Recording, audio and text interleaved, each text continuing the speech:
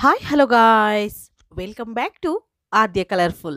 ನಾನು ಸುಮಾ. ಫ್ರೆಂಡ್ಸ್, ಇವತ್ತಿನ ವಿಡಿಯೋದಲ್ಲಿ ತುಂಬಾ ಈಸಿಯಾಗಿ ಟೇಸ್ಟಿಯಾಗಿ ಮಾಡ್ಕೊಳ್ಳುವಂಥ ಒಂದು ಸ್ನ್ಯಾಕ್ಸ್ ರೆಸಿಪಿಯನ್ನು ನಿಮ್ಮ ಜೊತೆ ಶೇರ್ ಮಾಡ್ಕೊಳ್ತಾ ಇದ್ದೀನಿ.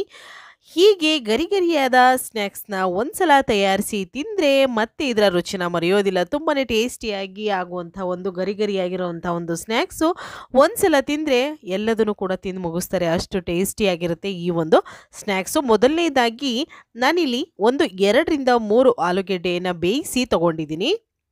ಅದನ್ನು ಒಂದು ತಟ್ಟೆಗೆ ಹಾಕ್ಕೊಂಡ ನಂತರ ಅದನ್ನು ಈ ರೀತಿಯಾಗಿ ನಾನು ಮ್ಯಾಶ್ ಮಾಡ್ಕೊಳ್ತೀನಿ. ಸಿಪ್ಪೆಯನ್ನೆಲ್ಲ ತೆಗೆದುಬಿಟ್ಟು ನಂತರ ಇದನ್ನು ಮ್ಯಾಶ್ ಮಾಡ್ಕೊಳ್ಳೋಣ.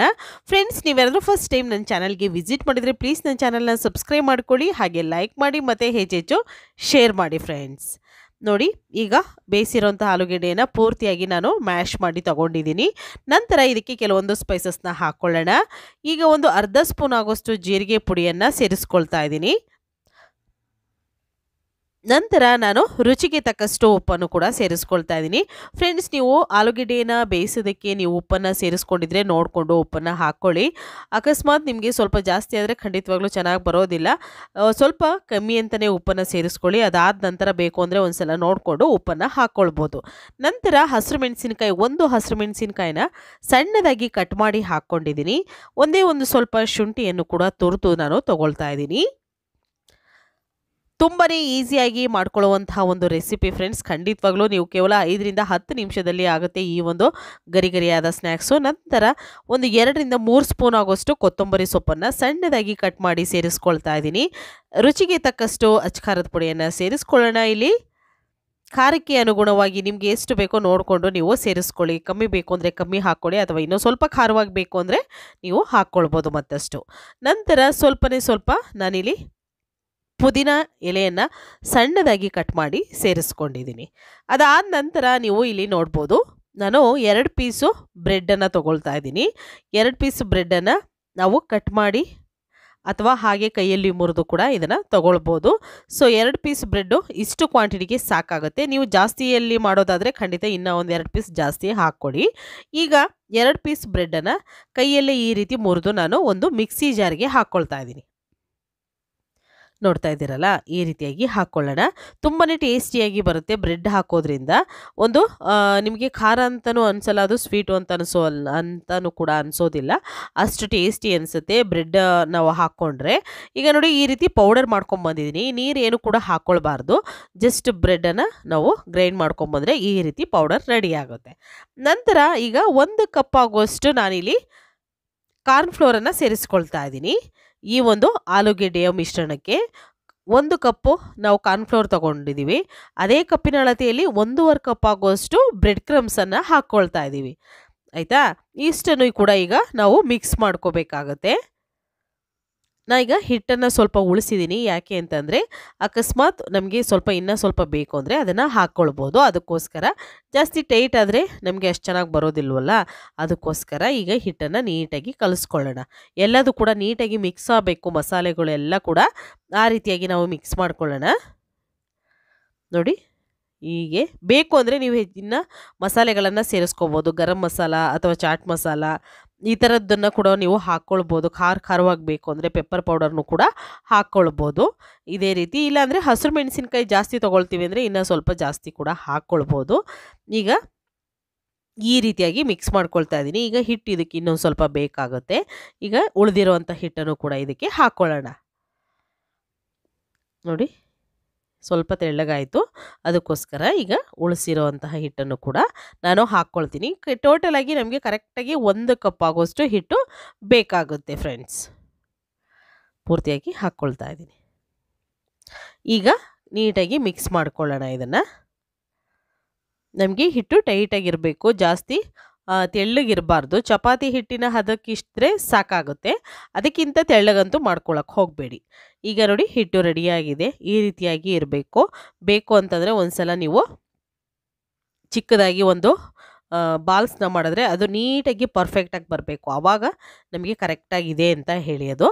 ಈಗ ಒಂದು ಮಣೆಯನ್ನು ತಗೊಂಡಿದ್ದೀನಿ. ಸ್ವಲ್ಪ ಕಾರ್ನ್‌ಫ್ಲೋರನ್ನು ಹಾಕ್ಕೊಳ್ತಾ ಇದ್ದೀನಿ. ಕಾರ್ನ್‌ಫ್ಲೋರ್ ಆದರೂ ಹಾಕ್ಕೊಳ್ಬೋದು ಅಥವಾ ಮೈದಾ ಹಾಕ್ಕೊಳ್ತೀವಿ ಅಂದರೆ ಅದನ್ನು ಕೂಡ ಹಾಕ್ಕೊಳ್ಬೋದು. ಈಗ ಇದನ್ನೇ ಕೂಡ ನಾನು ಉದ್ದುದ್ದವಾಗಿ ಮಾಡ್ಕೊಳ್ತಾ ಇದ್ದೀನಿ. ನೋಡ್ತಾ ಇದ್ದೀರಲ್ಲ ನೀಟಾಗಿ. ಅದನ್ನೇನು ನಾವು ಜಾಸ್ತಿ ಅದನ್ನೇನು ಮಿದಿಯೋದು ಅಥವಾ ಬೇರೆ ಇನ್ನೊಂದು ಯಾವ ಕೆಲಸನೂ ಇಲ್ಲ. ತುಂಬಾ ಬೇಗ ಆಗುವಂಥ ಒಂದು ಸ್ನ್ಯಾಕ್ಸು. ಅದ್ರ ಮೇಲೆ ಸ್ವಲ್ಪ ನಾನು ಹಿಟ್ಟನ್ನು ಹಾಕ್ಕೊಂಡು ಈಗ ಇದನ್ನು ಲಟ್ಟಿಸ್ಕೊಳ್ಳೋಣ. ದಪ್ಪನೇ ಇರಬೇಕು, ತೆಳ್ಳಗೆ ಲಟ್ಟಿಸ್ಕೊಳ್ಳೋದು ಬೇಡ. ನೋಡ್ತಾ ಇದ್ದೀರಲ್ಲ, ಒಂದು ಶೇಪಾಗಿ ಉದ್ದುದ್ದವಾಗಿ ಇದನ್ನು ನಾವು ಲಟ್ಟಿಸ್ಕೊಳ್ಳೋಣ. ನಂತರ ಈಗ ಸೈಡಲ್ಲಿರುವಂಥ ಎಡ್ಜಸ್ಸನ್ನು ತೆಗಿತಾ ಇದ್ದೀನಿ. ಯಾಕೆಂದರೆ ಒಂದು ಶೇಪಾಗಿ ಬರಬೇಕಲ್ಲ, ಅದಕ್ಕೋಸ್ಕರ ಈ ಎಡ್ಜಸ್ ಏನು ಬೇಕಾಗೋದಿಲ್ಲ ನಮಗೆ. ಈಗ ನಾವು ಇದನ್ನು ಕಟ್ ಮಾಡ್ಕೊಳ್ಳೋಣ. ನೋಡ್ತಾ ಇದ್ದೀರಲ್ಲ, ಈ ರೀತಿಯಾಗಿ ನಾನು ಕಟ್ ಮಾಡಿಕೊಂಡು ತಗೊಳ್ತಾ ಇದ್ದೀನಿ. ಹೀಗೆ ನೋಡಿ, ಈ ರೀತಿ ಕಟ್ ಮಾಡಿದ್ರೆ ನೀವು ಹೀಗೆ ಕೂಡ ಕಟ್ ಮಾಡ್ಕೋಬೋದು. ಆದರೆ ಕಟ್ ಮಾಡಿದ್ರೆ ತುಂಬ ದೊಡ್ಡ ದೊಡ್ಡ ಪೀಸಸ್ ಬರುತ್ತೆ. ಅದಕ್ಕೋಸ್ಕರ ಮಧ್ಯದಲ್ಲಿ 2 ಭಾಗ ಮಾಡ್ಕೊಂಡಿದ್ದೀನಿ ನಾನು. ಚಿಕ್ಕದಾಗಿದ್ದರೆ ಎಣ್ಣೆಯಲ್ಲಿ ಫ್ರೈ ಮಾಡೋದಕ್ಕೂ ಕೂಡ ನಮಗೆ ಬೆಸ್ಟ್ ಆಗುತ್ತೆ. ಅದಕ್ಕೋಸ್ಕರ ಈಗ ಈ ರೀತಿ ತ್ರಿಭುಜದ ಆಕಾರದಲ್ಲಿ ನಾನು ಕಟ್ ಮಾಡ್ಕೊಳ್ತಾ ಇದ್ದೀನಿ. ನೋಡಿ, ಈ ರೀತಿಯಾಗಿ ಚಾಕುಗೆ ಸ್ವಲ್ಪ ಹಿಟ್ಟನ್ನು ಅಥವಾ ಎಣ್ಣೆಯನ್ನು ಸ್ವಲ್ಪ ಹಚ್ಕೊಳ್ಳಿ. ಆವಾಗ ಪರ್ಫೆಕ್ಟಾಗಿ ಕಟ್ ಆಗುತ್ತೆ, ಏನೂ ತೊಂದರೆ ಇರೋದಿಲ್ಲ. ಈಗ ಆಗಿದೆ ನೋಡಿ, ಕಟ್ ಮಾಡಿ ಒಂದು ಸೈಡ್ ಇಟ್ಟಿದ್ದೀನಿ. ನಂತರ ಎಣ್ಣೆ ಕಾಯೋದಕ್ಕೆ ಆಲ್ರೆಡಿ ಇಟ್ಟಿದ್ದೆ. ಸೊ ಮೀಡಿಯಮ್ ಆಗಿ ಎಣ್ಣೆ ಕಾದಿರಬೇಕು. ಅದಾದಾಗಲೇ ನೀವು ಇವನ್ನ ಒಂದೊಂದಾಗಿ ಹಾಕ್ಕೊಳ್ಬೇಕು. ನೋಡಿ, ಹೀಗೆ ನಾನು 1 ಬೈ 1 ಸ್ವಲ್ಪ ದೂರ ಹಾಕ್ಕೊಳ್ತಾ ಇದ್ದೀನಿ. ಹೀಗೆ ಹಾಕ್ಕೊಂಡು ನಾವು ಎಣ್ಣೆಯಲ್ಲಿ ಫ್ರೈ ಮಾಡ್ಕೊಳ್ಳೋಣ. ಲೋ ಫ್ಲೇಮ್ ಮಾಡ್ಕೊಂಡಿದ್ದೀನಿ ನಾನು, ಹೈ ಫ್ಲೇಮ್ ಮಾಡಿಲ್ಲ. 2 ಸೈಡ್ ಕೂಡ ನಮಗೆ ಗೋಲ್ಡನ್ ಕಲರ್ ಬರಬೇಕು, ಅಲ್ಲಿವರೆಗೂ ಇದನ್ನು ಫ್ರೈ ಮಾಡ್ಕೊಳ್ಳೋಣ. ಟರ್ನ್ ಮಾಡಿ ಇನ್ನೊಂದು ಸೈಡ್ ಕೂಡ ನಾನು ಬೇಯಿಸ್ಕೊಳ್ತಾ ಇದ್ದೀನಿ. ನೋಡಿ, ಈ ರೀತಿಯಾಗಿ ನಮಗೆ ಕಲರ್ ಚೇಂಜ್ ಆಗಬೇಕು.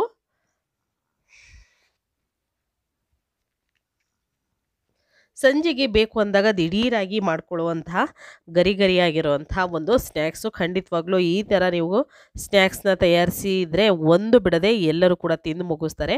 ಅಷ್ಟು ಚೆನ್ನಾಗಿರುತ್ತೆ ಈ ಒಂದು ಸ್ನ್ಯಾಕ್ಸು. ತುಂಬಾ ಕ್ರಿಸ್ಪಿಯಾಗಿ ಬರುತ್ತೆ. ನೋಡಿ, ಈ ಬ್ರೆಡ್ ಕ್ರಮ್ಸ್ ಹಾಕಿರೋದ್ರಿಂದ ತುಂಬಾ ಪರ್ಫೆಕ್ಟಾಗಿ ಬರುತ್ತೆ, ಮತ್ತು ಕಾರ್ನ್‌ಫ್ಲೋರ್ ಉಪಯೋಗಿಸಿರೋದ್ರಿಂದ. ಈಗ ನೋಡಿ, ಕಲರ್ ಕೂಡ ಚೇಂಜ್ ಆಗಿದೆ. 2 ಸೈಡ್ ಕೂಡ ನಾನು ಚೆನ್ನಾಗಿ ಇದನ್ನು ಫ್ರೈ ಮಾಡ್ಕೊಳ್ತಾ ಇದ್ದೀನಿ. ಈ ರೀತಿ ಕಲರ್ ಚೇಂಜ್ ಆಗಬೇಕು. ಆಗ ನಮಗೆ ಆಗಿದೆ ಅಂತ ಗೊತ್ತಾಗುತ್ತೆ. ಈ ಎಣ್ಣೆಯಲ್ಲಿ ಬರುತ್ತಿರುವಂತಹ ಬಬಲ್ಸ್ ಎಲ್ಲ ಕಮ್ಮಿ ಆಗ್ತಿದೆ ಅಲ್ವಾ, ಆವಾಗ ಪರ್ಫೆಕ್ಟಾಗಿ ಇದಾಗಿದೆ ಅಂತ. ಸೊ ಈಗ ಆಗಿರೋವಂಥದ್ದನ್ನು ಒಂದು ಟಿಶ್ಯೂ ಪೇಪರ್ ಮೇಲೆ ನಿಧಾನವಾಗಿ ನಾವು ತೆಗೆದಿಟ್ಕೊಳ್ಳೋಣ.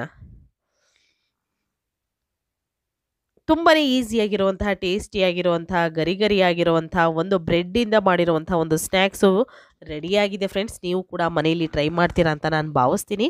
ಆಗಿರೋದನ್ನೆಲ್ಲ ಒಂದು ಕಡೆ ತೆಗೆದಿಟ್ಕೊಳ್ಳೋಣ. ನಂತರ ಇದನ್ನು ಸರ್ವ್ ಮಾಡೋಣ.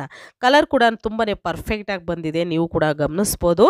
ನೋಡಿ, ಎಷ್ಟು ಈಸಿಯಾಗಿ ಮಾಡಿರುವಂತಹ ಒಂದು ಟೇಸ್ಟಿಯಾಗಿರುವಂತಹ ಸ್ನ್ಯಾಕ್ಸು, ಬ್ರೆಡ್ ಸ್ನ್ಯಾಕ್ಸ್ ಅಂತಲೇ ಹೇಳ್ಬೋದು.